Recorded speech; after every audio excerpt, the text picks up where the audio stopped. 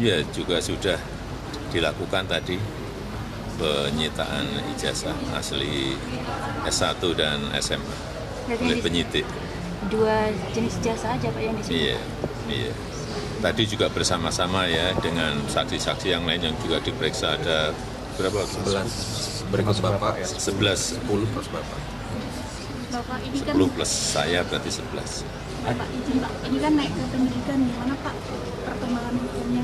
Ya, kita ikuti seluruh proses hukum, kita hormati seluruh proses hukum yang ada dan sampai nanti di pengadilan kita lihat ya. Prof, mengenai langkah penyitaan ijazah Pak Jokowi mulai dari SMA dan juga S1, apakah akan menjadi titik krusial dalam proses penyidikan yang telah bergulir ini? Ya, saya kira ini titik krusial sekali Mbak Fitri, karena apa itu sih penyidikan? Kan dari penyelidikan ke penyidikan. Penyelidikan adalah serangkaian tindakan penyelidik untuk mengumpulkan barang bukti guna menentukan tersangkanya.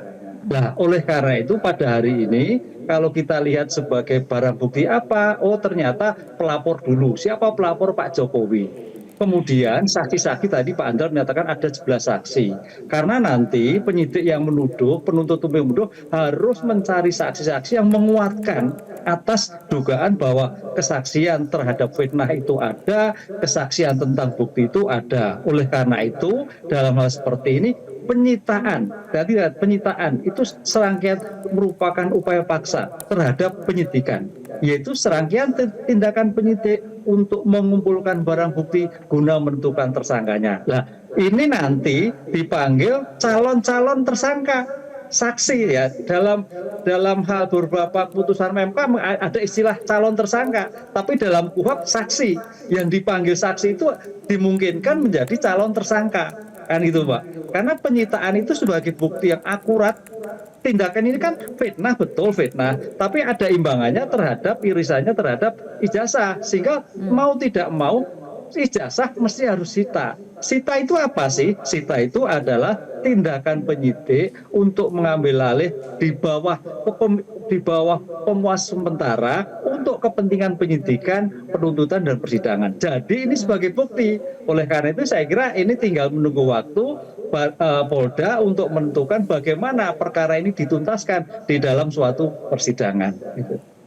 Artinya menurut Anda setelah adanya pemeriksaan dari Pak Jokowi dan juga kemudian penyitaan dari ijazah, ini akan secepatnya diikuti dengan penetapan tersangka oleh Polda Metro Jaya terkait kasus ini?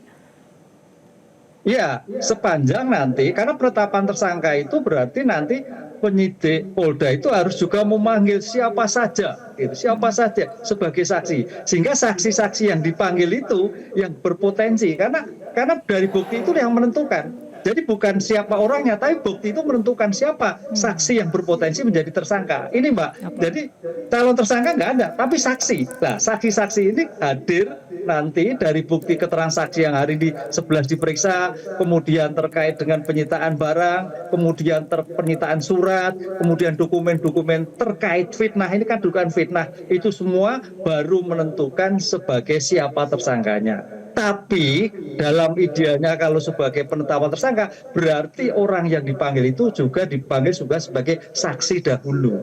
Gitu. Oke, baik Pak Andra, mungkin ada tanggapannya dari tim kuasa hukum mengenai bahwa memang kasus ini sudah beberapa lama menjadi ataupun dinaikkan menjadi penyidikan tapi belum ada kemudian penetapan tersangka. Apakah menurut Anda langkah kemudian pada saat ijazah Pak Jokowi disita akan kemudian mempercepat polisi untuk bisa menentukan siapa yang akan menjadi tersangka? Ya, kalau melihat berjalannya proses kasus ini Mbak ya dari awal, pertama itu kami sangat mengapresiasi dari pihak kepolisian Mbak ya, karena memang kalau dilihat penyelidikannya berlangsung begitu lama, tapi mungkin kami yakini ini adalah salah satu proses dari pihak penyidik untuk mengumpulkan alat bukti, karena alat bukti yang dikumpulkan atau keterangan-keterangan yang diambil nantinya itu kan akan menjadi materi dalam persidangan. Benar. Tapi sebenarnya kan kalau berbicara untuk kasus pembunuhan ini kan sebenarnya sederhana, Mbak. Kalau orang menuduh seseorang memalsukan sesuatu hal, berarti kan dia sudah pegang mana yang aslinya, mana yang palsunya. Salah satunya kan begitu. Nah, tapi ini kan dalam perkara ini nggak ada. dibilang palsu-palsu itu hanya sebuah narasi saja. Itu palsu. Loh, yang aslinya mana? Yang aslinya ya nggak tahu di mana. Jadi mungkin ini yang menjadi hambatan atau kesulitan dari penyidik, bahwa harus dikumpulkan dulu keterangan sebanyak-banyaknya, harus dikumpulkan dulu saksi-saksi mengenai perbuatan ini, lantas naik. Jadi melihat prosesnya lama ini dan sekarang sudah tahapan penyidikan dan telah dilakukan penyitaan, ya dari kami sangat optimis ya Mbak, proses ini akan cepat ditentukan siapa saja tersangkanya nantinya.